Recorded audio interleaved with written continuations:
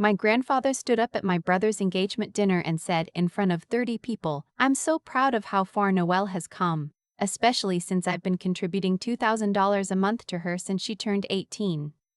The table went quiet. I set down my fork. I looked at my grandfather, then at my brother, then at my mother. And I said, very quietly, "Grandpa, what are you talking about?" He smiled at me from across the table. That warm, familiar smile. The one that always made me feel safe. The trust account, sweetheart. The one your father set up with me before he passed. My brother's hand, the one resting on his fiancée's shoulder, went very still. I need to back up. Because if I just tell you what happened that night, you won't understand the weight of it. You won't feel what I felt sitting in that chair, in that restaurant, wearing the dress I'd bought secondhand because I couldn't afford a new one, listening to my grandfather describe money I had never once seen. My father died when I was 16, pancreatic cancer. He was gone in 4 months from diagnosis to funeral, and everything happened so fast that I didn't understand what we'd lost until it was already over. He was a quiet man, a careful man, an accountant who managed other people's money for 30 years and kept meticulous records of his own. He loved crossword puzzles and bad puns and strong coffee, and he called me his Noelle because I was born on Christmas Eve. When he died, I knew there was some life insurance. My mother mentioned it once, briefly, and then never again. She sat me and my brother down 2 weeks after the funeral and told us the money would be managed carefully and that we shouldn't worry about finances. I was 16. My brother was 22 and already living on his own. I believed her. What I didn't know, what I wouldn't know for another 11 years, was that my father had also made a separate arrangement with my grandfather. My dad's dad, Grandpa Rupert. The man who taught me to play chess and took me to the farmer's market every Saturday when I was small. My father had set aside $2,000 a month from his life insurance payout to be sent to me through my grandfather, earmarked for living expenses, school, and eventually a down payment on a home. It was supposed to start when I turned 18 and continue until I was 30. I turned 18 in December, 7 months after my father's policy paid out. I never saw a single dollar. When I was 19, I asked my mother if there was any money from Dad's life insurance that I could use for college. I was commuting to a state school 40 minutes away because I couldn't afford housing. I was working 25 hours a week at a coffee shop to cover my car insurance, my phone bill, and groceries. My mother looked at me with this tired, slightly irritated expression and said, "That money is gone, Noelle. Do you have any idea how expensive it is to run this house?" I said okay. I believed her. When I was 21, I asked if there was anything left at all, even a small amount, that could help me with a security deposit on an apartment. I was still living at home, sleeping in my childhood bedroom, driving 40 minutes each way to school. She told me the money had been used for the mortgage, the utilities, the cost of raising me. She said she was doing the best she could. I said okay. I believed her. When I was 23 and finally graduated, finally got a job, finally moved into a 1-bedroom apartment with furniture from a thrift store and a mattress my coworker sold me for $50. I didn't think about the insurance money anymore. I figured it was just gone. I figured that's what happened when parents died young and left behind single mothers and 2 kids and a mortgage. I worked hard. I stretched every paycheck. I told myself this was just what life looked like, and I was fine, and I was proud of myself for making it work. I was fine. Until my grandfather stood up at my brother's engagement dinner and accidentally told me the truth. The restaurant was a nice one. My brother had picked it. A steakhouse in the suburbs with cloth napkins and a wine list and private dining rooms you could reserve for parties. There were maybe 30 people there, his fiancée's family, some of their friends, my mother, my aunt, a few cousins. Grandpa Rupert had driven 2 hours from his retirement community in Florida to be there. He was 81 years old and still sharp. Still funny, still the kind of man who told the same 3 stories at every family event and made everyone laugh anyway. He stood up after the appetizers, raised his glass, and gave a toast. He talked about my brother, about how proud he was, about the woman my brother had chosen, and then, almost as an afterthought, he turned to me and added that part about the money, especially since I'd been contributing $2,000 a month to her since she turned 18. I said what I said. "Grandpa, what are you talking about?" He looked confused. Not defensive, just genuinely confused. The way you look when someone questions something you've considered settled for a decade. The account, sweetheart. Your father set it up before he passed. I've been sending the transfers every month. You know, through your mother. Through your mother? I turned to look at her. She was picking up her wine glass. Slowly. Deliberately. Not looking at me. My brother was looking at his plate. I didn't make a scene. I want to say that clearly, because I think some people would have, and I don't blame them, but I couldn't. I sat there for the rest of that dinner, and I smiled when I was supposed to smile, and I laughed when it was appropriate to laugh, and inside I was doing something that I can only describe as free-falling. Like the floor had just dropped out from under me and I was still sitting upright in my chair, but the ground was gone. $2,000 a month? From 18 to now. I was 29, 11 years, 132 months. That's $236 $4,000. After dinner, I walked to my car in the parking lot and I sat in the driver's seat for a long time without starting the engine. I thought about the secondhand furniture, the thrift store mattress, the years I spent eating ramen and canned soup because rent left me with $80 a week for food. The semester I took out an extra student loan because I couldn't cover my textbooks. The way I'd felt for 11 years, like I was always one bad month away from something falling apart. I thought about my mother saying, "The money is gone, Noelle." I thought about my brother sitting at that table with his hand going still. Then I called my grandfather. He picked up on the second ring. I could hear him still in the parking lot, saying goodnight to people. I asked him if he could talk privately for just a minute. He said, "Of course, hang on," and I heard him walk somewhere quieter. "Grandpa," I said, "I need to ask you something and I need you to be completely honest with me." "Always," he said. "The money you said you've been sending, the $2,000 a month, can you tell me exactly how you've been sending it?" There was a pause. Then he said, "By check. Made out to your mother, with your name in the memo line. She said you two had a household account together, that it was easier to route it through her." A household account. Together. I had never had a joint account with my mother in my life. "Grandpa," I said, and my voice was doing something strange, something tight and thin. "I never received any of it, not a single payment." The silence on his end was long. When he spoke again, he sounded like a man watching something he'd built very carefully begin to fall apart. "Noelle, are you sure?" "I have never," I said, "once received $2,000 from you. I have never received any money from you beyond birthday cards when I was a kid. I didn't even know this account existed until 40 minutes ago." Another long pause. Then, very quietly, he said, "I need to make some calls." What happened next took about 3 weeks. My grandfather did not mess around. He was 81 years old and he had built a small but successful property management business over 40 years, and he had a lawyer he'd worked with for decades, a sharp man named, actually, it doesn't matter what he was named.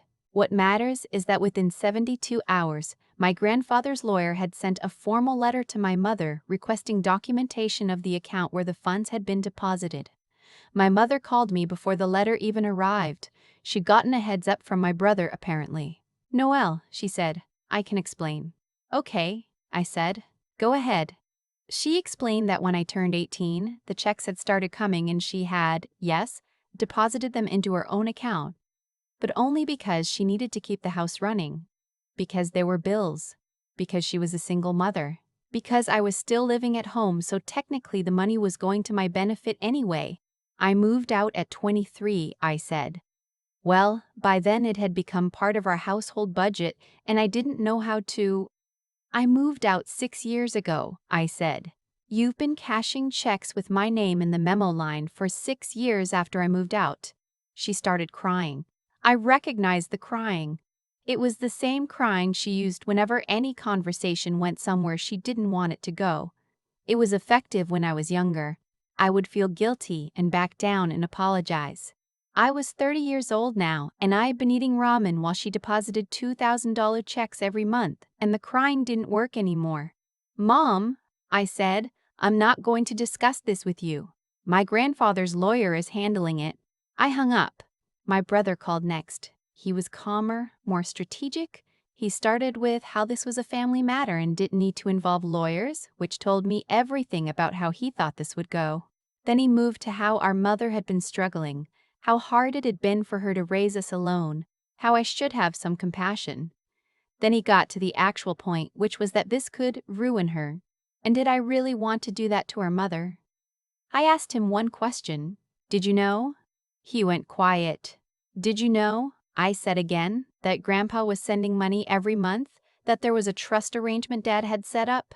I knew there was some kind of arrangement, he said finally, slowly. I didn't know the specifics, but you knew money was coming for me. He didn't answer. That was my answer. You sat at that table tonight, I said, and your hand went still when Grandpa mentioned it. You knew. And you never said anything to me. For years, I thought Mom was handling it appropriately, he said. I thought you knew. I was eating canned soup for dinner, I said, because I had $80 a week left over after rent. You knew there was money coming to me and you didn't think to ask if I was actually getting it? He didn't have an answer for that either. I told him I loved him and that I hoped his engagement was a happy one, and that I'd be in touch through the lawyer going forward. Then I hung up. The documentation my grandfather's lawyer requested came back in stages, and every stage was worse. My mother had opened a secondary checking account 3 months after my dad's policy paid out.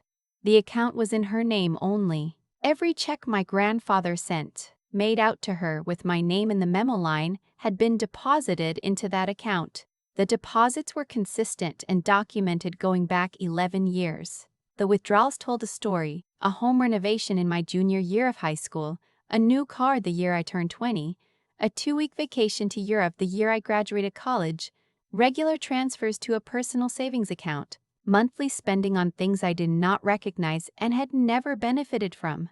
When I'd asked her at 19 for money for school, she had $47,000 sitting in that account. When I'd asked at 21 for a security deposit, she had $31,000. The total that had passed through that account in 11 years, earmarked for me, was $264,000. The remaining balance of the time the lawyer requested documentation was $19,400. She had spent $244,600 of money my grandfather had been sending for me.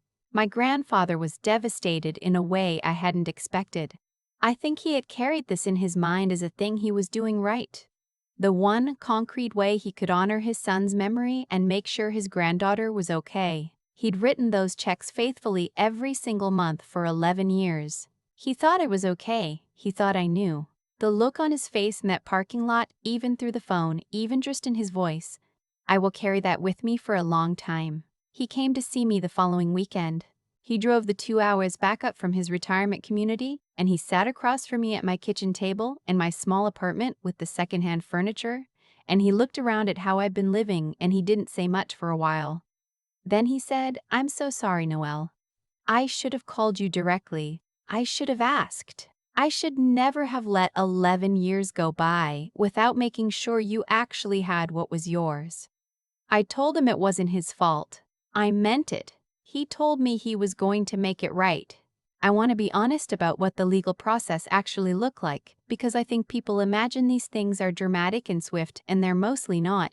It took months. There were letters and counterletters and a mediation session where my mother showed up with a lawyer of her own and offered to repay $30,000 in installments over 5 years, which my grandfather's lawyer declined on my behalf.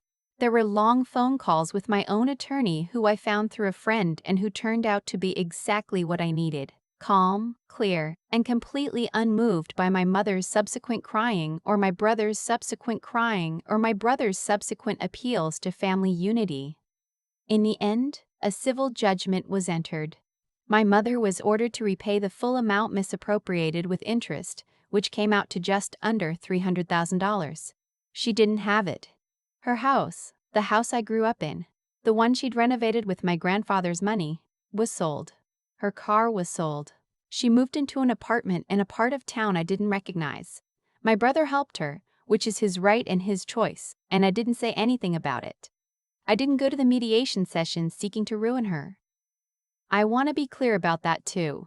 I went in wanting acknowledgement, wanting accountability, wanting what was rightfully mine returned in whatever form was possible. The judgment was the judgment.